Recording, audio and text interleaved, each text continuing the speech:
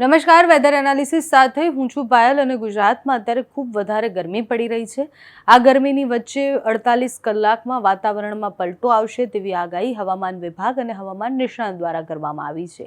કેમ એવી આગાહી કરવામાં આવી છે તો હવામાન વિભાગનું માનવું છે કે વેસ્ટર્ન ડિસ્ટર્બન્સ જે પસાર થશે એની અસરને કારણે ભારે પવન ફૂંકાવાની સંભાવનાઓ છે। દરિયાકાંઠાના વિસ્તારોમાં ખૂબ વધારે પવન ફૂંકાશે। અમુક જગ્યાએ સામાન્ય છૂટોછવાયો વરસાદ એટલે કે ઝાપટું પણ પડી શકે છે। ગુજરાતમાં પણ એની અસર થવાની સંભાવના છે। એના પછી પાછી ગરમી વધવાની પણ સંભાવનાઓ વ્યક્ત કરવામાં આવી છે। વેસ્ટર્ન ડિસ્ટર્બન્સની વાત કરીએ તો તમે જુઓ કે અહીંયાથી જે વેસ્ટર્ન ડિસ્ટર્બન્સ પસાર થાય છે એ વેસ્ટર્ન ડિસ્ટર્બન્સની અસર ગુજરાતને થવાની છે। 2 દિવસ સુધીની આગાહી છે કે 2 દિવસ સુધી એની અસર રહેવાની છે। ધૂળની ડમરીઓ ઉઠશે, ભારે પવન ફૂંકાશે અને દરિયાકાંઠાના વિસ્તારમાં અતિ ભારે પવન ફૂંકાવાની સંભાવના છે। ગરમીમાં પણ વધારો થશે। લૂવાળો જે પવન છે એ વધારે ફૂંકાશે તેવી સંભાવના છે। નીચેના પ્રદેશો છે ત્યાં બધી જગ્યાએ વરસાદની સંભાવના છે। ગુજરાતમાં ક્યાંય વરસાદની સંભાવના વિંડીમાં નથી બતાવી રહ્યા, એટલે ગુજરાતમાં અત્યારે કોઈ વરસાદની આગાહી નથી। 20 તારીખે પણ એ વેસ્ટર્ન ડિસ્ટર્બન્સ તમે જુઓ કે અહીંયા છે એ ધીરે ધીરે જેમ જેમ પસાર થશે એની અસર જોવા મળશે। દરિયાકાંઠાના વિસ્તારો છે, દક્ષિણના જે દરિયાકાંઠાના વિસ્તારો છે ત્યાં વરસાદ પડવાની સંભાવના છે। ગુજરાતના અમુક દરિયાકાંઠાના વિસ્તારોમાં સામાન્ય મધ્યમ ઝાપટું પડી શકે તેવી સંભાવના છે, જેના કારણે ખેડૂતોએ સાવચેત રહેવાનું છે। ભારે પવન ફૂંકાવાની પણ સંભાવના છે, એટલે ખેડૂતોએ એનાથી પણ બચી અને સાવચેત રહેવાની જરૂર છે। ગરમીની વાત કરીએ તો હવામાન વિભાગ ગરમી માટે શું કહી રહ્યું છે, ક્યાં એલર્ટ રહેવાની જરૂર છે, કેટલા દિવસ સુધી ગરમી વધારે પડશે એની પણ વાત કરીશું।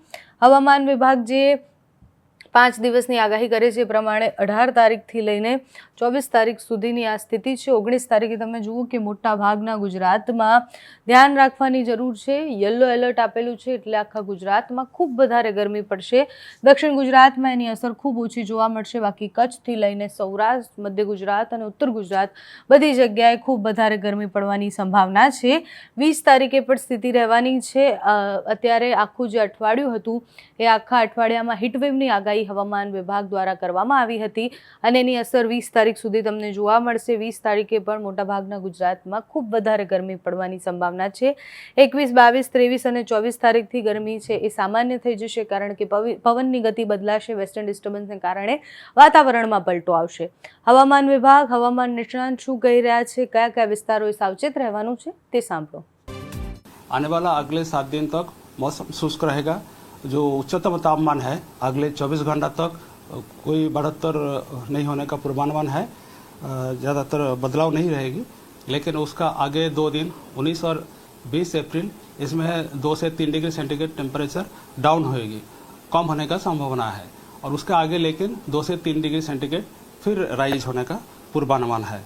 और अभी जो आज का जो सौराष्ट्र कच्छ रीजन है इसमें 41 टू 44 डिग्री सेंटीग्रेड के आसपास रहने का जो सारा रीजन है सौराष्ट्र कच्छ की 41 टू 44 डिग्री सेंटीग्रेड के आसपास रहने का संभावना है। इसी के कारण कुछ आइसोलेटेड जगह में हीट वेव आने का भी पूर्वानुमान दिया गया है।